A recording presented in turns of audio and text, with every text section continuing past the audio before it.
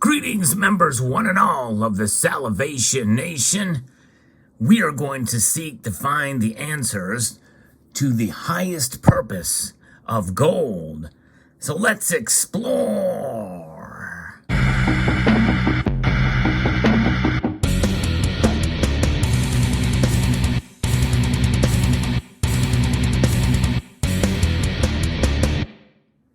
Gold. For even those who do not own measurable amounts of it, there is a mystery about it that people are just can't quite put their fingers on. And even for those of us who do accumulate it, what is the allure? What is the draw? I think once you hold a piece of gold in your hand, there is a partial answer to that. But there's a little bit more to it than that. But I think its physical properties certainly do provide a great deal of insight as to its purpose, and it serves a much higher role than what some think. I'm going to be referencing a very great piece by the Mises Institute that talks about this, and I'm going to start with a quote by Ralph Waldo Emerson. "The earth speaks to us through the elements of nature. In every natural thing we can find a hidden, powerful message. Every natural element with which the earth has been endowed has a usefulness, a purpose. I mean, look at oxygen, for instance, or look at hydrogen and oxygen and the elements of the air that we breathe. You put H2O is water, I mean, when combined with other elements, they really do serve a purpose. And some other elements like carbon pretty much make up the life as we know it in many different areas, and also iron and some of the metals that we know. I mean, iron is the widest mined metal out there, and that is something that is remarkable to think about, for sure. But what about gold? It's got a purpose. If we listen to gold, its message is loud and clear. Gold is money. And that is something that we've talked about and has been debated on this channel and others for quite some time. There's some people who feel it's a great store of value. It doesn't circulate as a currency among the general populace, but although there are forms of gold that certainly are ripe for circulation, such as the goldback, like what you see here.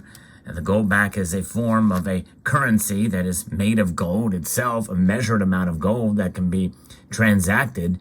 And some states have done this. There are businesses who actually do and can transact in gold. It's probably the best example of a way to be able to use gold as a circulating currency, as money, indeed.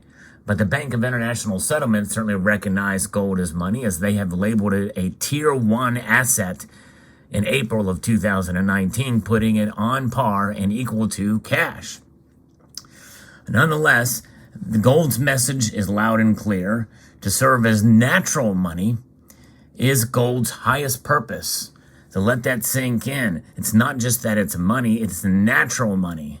That's the highest purpose. The advance of civilization demonstrates that nature throughout the ages, to our good fortune, has provided everything humanity needs to progress, including money. Few today, however, understand money as it has existed from prehistory and as it was perceived up until the dawn of the 20th century. Since the commencement of the First World War in 1914, time-honored principles have been abandoned. Humanity has become enthralled with money substitutes like national currencies and more recently cryptocurrencies circulating in place of money. And people have subsequently lost sight of natural money itself. It's interesting that the First World War broke out in 1914. It was December of the previous year that the Federal Reserve Act was enacted in the United States. And that really began to be the fall of the value of the dollar. Every year since then, the dollar has lost about 97 and 98% of its value. That's remarkable for such a store of value as the dollar that is losing value each and every year by design. That's my own 2 cents on that one. That's about all that's left of the dollar after all those years. So gold is natural money. Although gold these days circulates as currency, rarely circulates as currency because of government-imposed restrictions and impediments, gold still retains all of the features that explain why humanity in prehistory chose it to be money. Gold is natural money, or stated another way, nature's money is gold, which is well illustrated. There's a chart that talks about it, the price of crude oil measured in 4 different currencies from a base of 100. A gram or an ounce of gold buys essentially the same amount of crude oil today as it has at any time over the past 7 decades. And oil is the energy it provides essential to the standard of living, so it provides that one constant, something that has been around for all that time. Using gold to measure the price of other commodities has a similar result, but not the price of manufactured products. They tend to fall over time because advances in technology lead to increased production efficiencies. An obvious example is computer chips, whose price has fallen dramatically in recent decades, which are still profitable to the companies that make and sell them. Gold preserves purchasing power, which is one of the key requisites of money. And it's an outcome that no national currency can match. And so let that think in, just like these electronic products that are created in mass efficiently, well, paper money, or in this case with the dollar, it's really cotton fibers come together, from paper, essentially, that they refer to it as from the Massachusetts Crane Paper Company. But nonetheless, those can be printed or even now digitized at will. Another requisite of money is the enablement of sound economic calculation, which is only possible when using a consistent, unchanging unit of account to measure prices over time. Gold serves the role perfectly because it is the only element in the known universe that is eternal and not subject to decay or degradation. A gram of gold today is identical to a gram of gold mined by the Romans. Gold's natural features that fulfill the 2 requisites of money stated above explain why gold is accumulated. Commodities are consumed and disappear. But because it is money, all the gold mined throughout history still exists in above-ground stock, except for the inconsequential weight lost in shipwrecks and from coin abrasion. So a gold stock of 297 tons is estimated to have existed in 1492, when generally reliable record-keeping of production and stocks began. The weight of gold, when visualized, comprised a cube of 4.3 feet per side for a total of 79.5 cubic feet, which equates to the volume of space encompassed by a small kitchen table. Today's cube would just about slide under the arches of the Eiffel Tower. Gold is not valuable because it is rare. Plenty of gold exists that has yet to be mined on land, under the oceans, and even extracted from ocean water when the technologies become available to make that mining possible. In fact, some people feel we can get it from asteroids as well.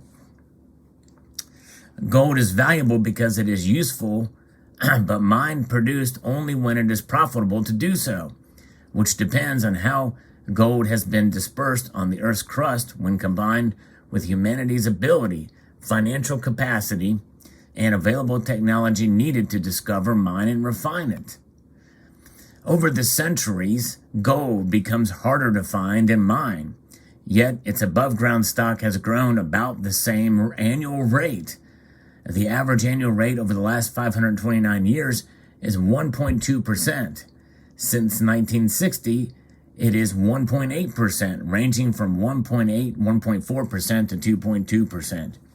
The annual growth rates of the stock, the total quantity of dollars since 1960, varies from a low of 1% in 1993 to a high of 19.1% in 2020. This inconsistency results in swings in the dollar stock that in turn causes volatility in prices expressed in dollars because There are not enough or too many dollars circulating relative to the prevailing level of economic activity. Keep in mind, these are not only being printed, but they're also being digitized. Gold comes closer than any central bank managed currency to achieve Milton Friedman's K% rule that the quantity of currency should increase by a constant percentage rate or every year, irrespective of bank credit cycles. The gold stock grows at approximately the same rate as world population and new wealth creation. Consequently, the purchasing power arising from the interaction of gold supply, its above-ground stock, and the unfailing inelastic demand for gold that exists because it is money, making gold inequally useful to accurately calculate the price of goods and services throughout time. It is a feature that the dollar and other national currencies fail to match because their annual growth rates are not consistent, causing fluctuations in their above-ground stock. Since 1950, the weight of the gold stock has grown 3.5 times. But a gram of gold still purchases the same amount of crude oil. It's a constant, gold is. That's the theme of what we're talking here. What is more, the growth rate of the dollar stock since 1960 has averaged 7.1%, which is 4 times greater than the average growth rate of the gold stock over this period. This more rapid increase in the dollar stock is debasing the dollar relative to gold, a reality clearly illustrated in the above chart and when we talked about crude oil prices, which raises this important point. The stock of dollars is controlled by the managers of the banking system, and with uninhibited as well, by the way, by any kind of gold standard. Recurring bank and currency crises throughout history result from human error and other human frailties that inevitably destroy fiat currency, like the unwillingness to take the punch bowl after a period of prolonged credit expansion. Gold is different. Gold does not need management by a central bank or government. Gold is money that manages itself, because growth in the gold stock is controlled by 2 immutable forces, nature and profitable mining. Together they impose discipline on the production of gold that prevents the money punch bowl from overflowing, which is a key factor explaining why gold preserves purchasing power over time. And so that brings us to the essential nature of honest money. The timeless reliability of the interconnection of gold supply and demand sets gold apart from national currencies, as does its essential nature. Gold is tangible, folks. That's right, you can touch it, you can hold it. It does not change, it does not corrode, it does not react. That is what makes gold so amazing. And so it is served, so as it's tangible, it's gold is natural money that has served humanity well throughout history by enabling people to achieve an ever higher standard of living. We can ponder whether this outcome results from fortuitous chance or from the intelligent design of a creator endowing the earth's resources providently to equip humanity with natural money. I tend to believe that. I mean, God is an amazing creator and gold is an amazing metal. It is God's money. Regardless of gold's origin, it cannot be denied that gold is money and is as useful today as any other time in history. Yes, indeed. There it is, gold, the metal that will certainly continue to press on in spite of trends, in spite of monetary policy, in spite of what anybody perceives to be theoretical monetary design or ideology. Gold is a metal that will continue to be what it has been for thousands of years. So that hopefully helps to illustrate gold's highest purpose as money. It will continue to be money. And I think its purpose is one that is recognized as such that that nothing can stop gold. No matter what, gold will always be. And because of its indestructible nature, it will forever have this highest purpose as natural money.